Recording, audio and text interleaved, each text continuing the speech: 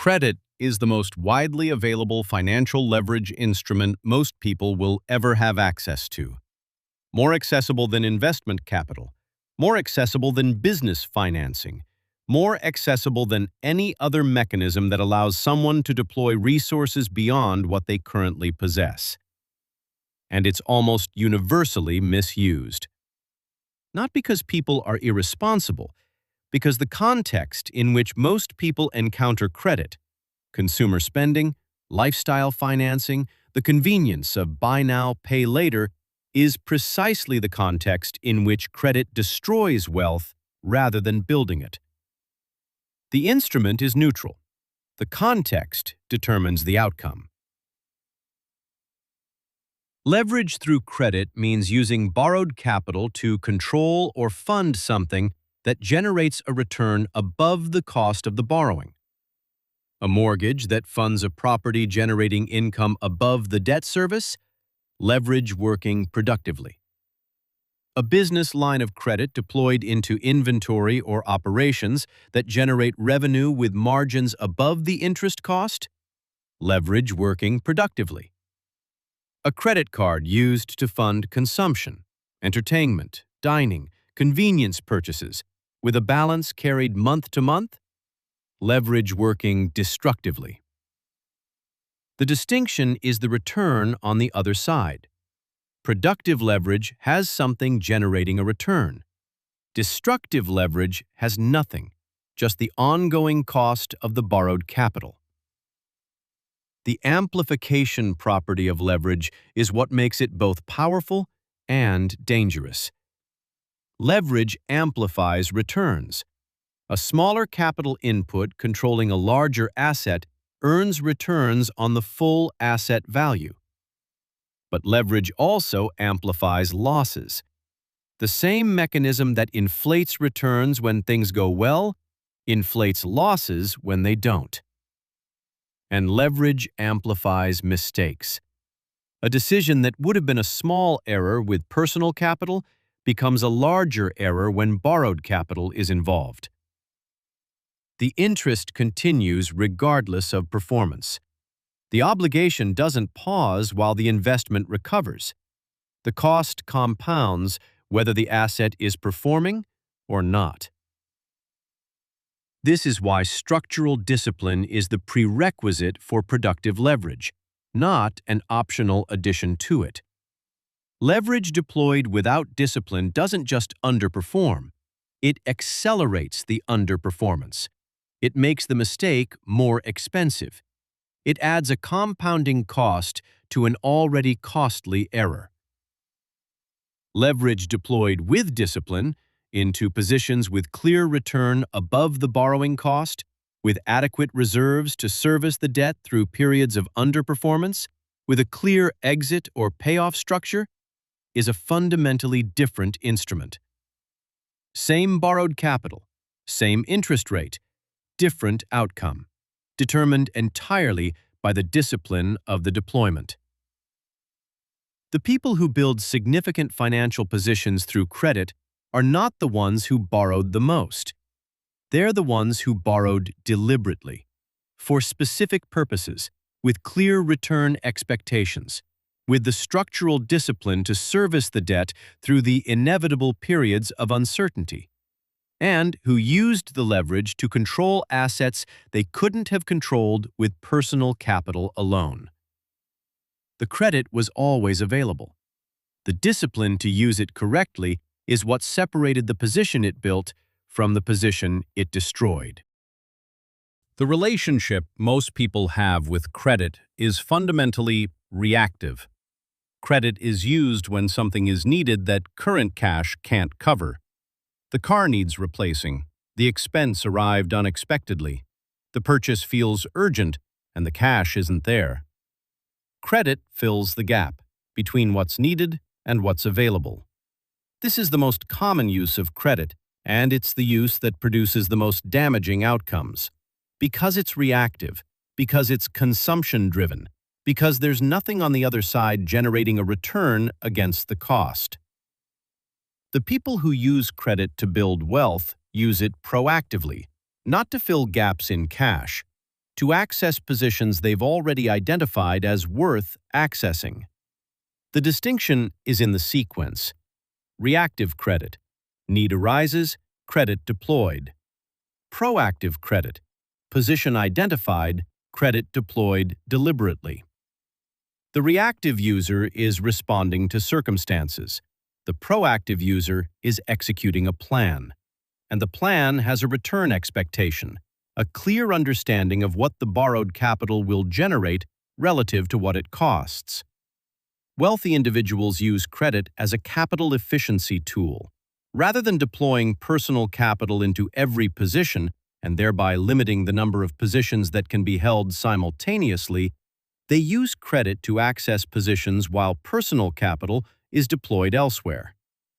The mortgage on the investment property allows personal capital to remain available for the next opportunity.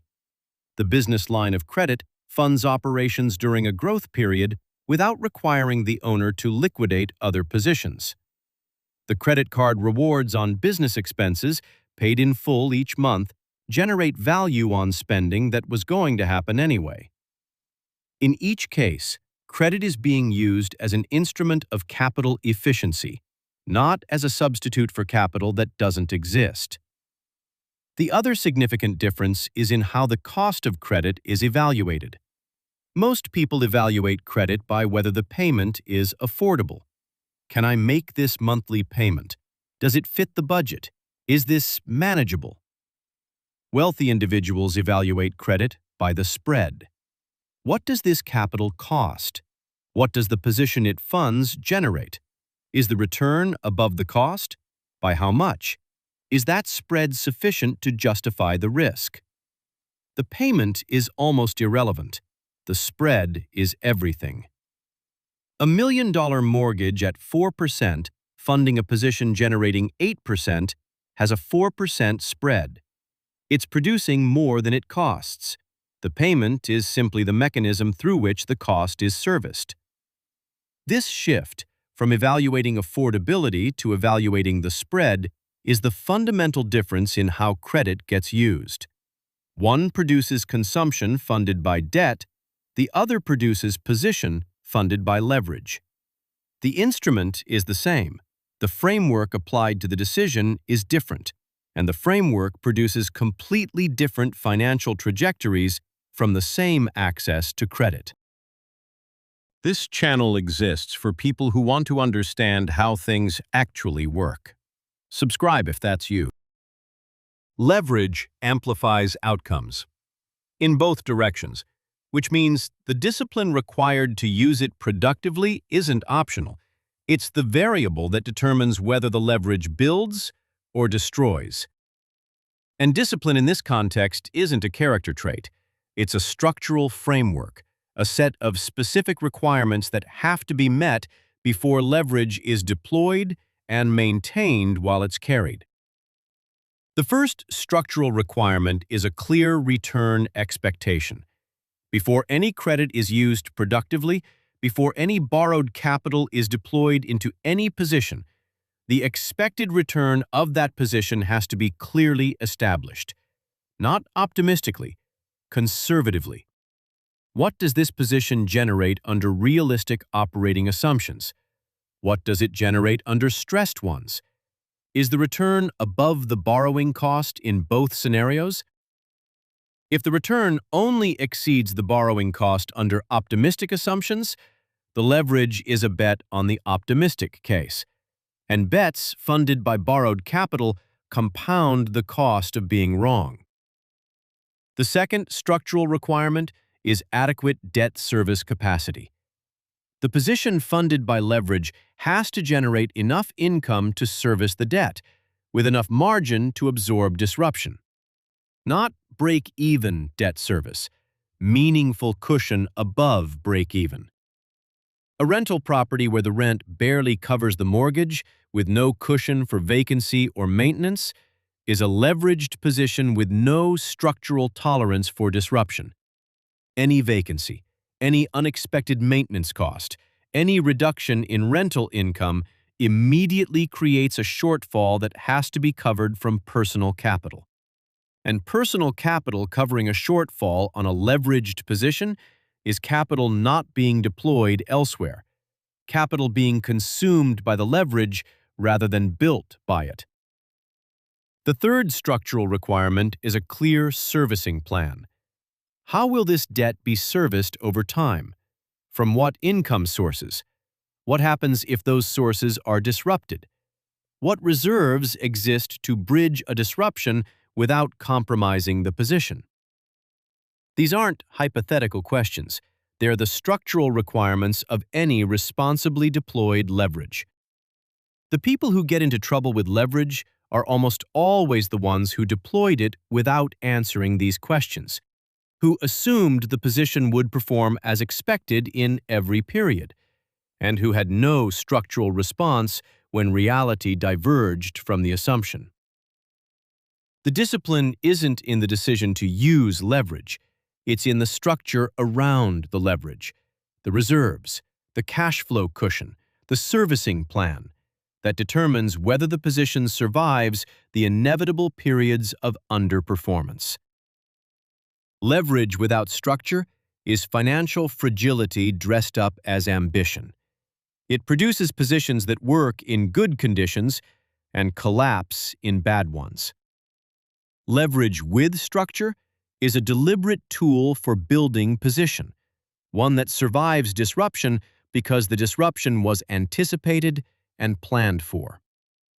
The difference between the two isn't access to better opportunities. It's the discipline of the framework applied before and during the deployment. The leverage is the same. The structure around it determines everything that follows. Using credit as a building tool rather than a consumption tool requires a fundamentally different relationship with borrowed capital. Not a different amount of willpower, not a different level of financial sophistication. A different framework, applied consistently, that evaluates every use of credit against the same structural questions. The framework starts with a simple distinction. Is this credit funding something that generates a return? If yes, what is the return? What is the borrowing cost? Is the spread sufficient? If no, is this a necessary expense that can't be deferred? Or is this discretionary consumption being funded by debt? The framework doesn't prohibit using credit.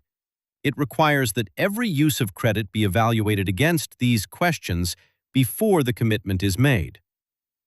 For credit used in productive positions, the evaluation is mathematical. The mortgage on the investment property. What does the property generate net of costs? What does the mortgage cost? Is the spread positive? Is the spread sufficient to justify the risk? The business line of credit. What revenue does the deployment generate? At what margin? Is the margin above the interest cost? By enough to justify the leverage? These aren't complicated calculations, but they require doing the calculation, rather than deciding based on whether the payment feels manageable. The payment manageability is the minimum threshold. The spread is the actual decision criterion. For credit used in non-productive contexts, the framework requires honesty. Consumer spending on credit is not inherently wrong. Credit cards paid in full each month have no interest cost. They generate rewards. They build credit history. The problem isn't using credit for consumption. The problem is carrying a balance, paying interest on consumption that generated no return. The discipline is in the payment behavior, not in whether credit is used at all. Use credit for the spending that was going to happen. Pay it in full each month. Never pay interest on consumption. Reserve the interest-paying capacity for productive deployments only. The broader principle is positioning. Credit maintained in a strong state, a high score, low utilization, clean payment history, is an asset in a ready state. Not a number to be proud of. an instrument available for deployment when the right productive opportunity appears. The investor who maintains a strong credit profile while keeping utilization low, keeping no consumer balances, preserving the borrowing capacity, is positioned to access productive leverage when the opportunity requires it, at the best available terms, without the profile being compromised by consumer debt competing for the same capacity. The credit profile is the instrument. Its strength determines the terms on which leverage is available. Its availability determines whether the productive opportunity can be accessed when it appears. Maintaining it deliberately, not for the trophy but for the deployment, is the last piece of using credit as a building tool rather than a consumption one. If this changed how you're thinking about credit, subscribe. Like this if something landed differently.